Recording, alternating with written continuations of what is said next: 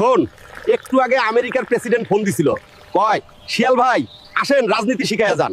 আমি কইলাম ধুর মিয়া, আমি এখন হরিণ আর ছাগলের লগে মিটিং এ আছি, ডিস্টার্ব দিয়েন না, বুঝলি আমার লেভেল। নে চা খা। এক গ্রামে থাকতো এক পাতি নেতা শিয়াল। নিজের পেট ভরুক বা না ভরুক, তার একটাই কাজ ছিল এলাকার বড় বড় নেতা বাঘ আর ভাল্লুকের পেছনে ঘুরে বেড়ানো। সকাল সন্ধে শুধু জি ভাই, ইয়েস ভাই, আপনি যা বলবেন তাই ঠিক, এই ছিল তার জীবনের মন্ত্র।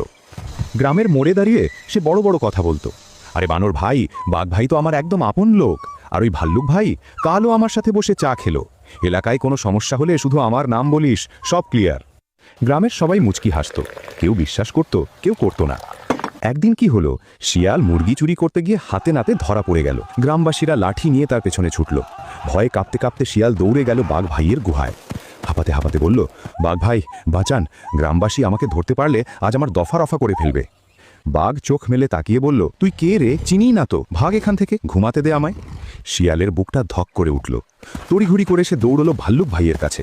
সব আশা নিয়ে বলল, ভাল্লুক ভাই একটু সাহায্য করেন। ভাল্লুক বিরক্ত মুখে বলল, আরে ভাই আমি এখন খুব বিজি, পরে আসিস। কেউ এগিয়ে এলো না, কেউ শিয়ালকে আশ্রয় দিল না। অবশেষে ভয় আর লজ্জা নিয়ে শিয়াল জঙ্গলের গভীরে একা একটা গুহায় গিয়ে লুকালো। সেখানে বসে নিজেই নিজেকে বলতে লাগলো, আহা, দিনরাত যাদের পা চাটলাম, আজ বিপদে পড়ে বুঝলাম আমি আসলে কারো ভাই নই, আমি ছিলাম কেবল তাদের ব্যবহারের এক কামলা। নিজের যোগ্যতায় পরিচয় করুন। বড় মানুষের ছায়ায় দাঁড়িয়ে রোদ এড়ানো যায় ঠিকই, কিন্তু বিপদের সময় সেই ছায়া কখনোই ছাতা হয়ে আপনার মাথার ওপর দাঁড়ায় না।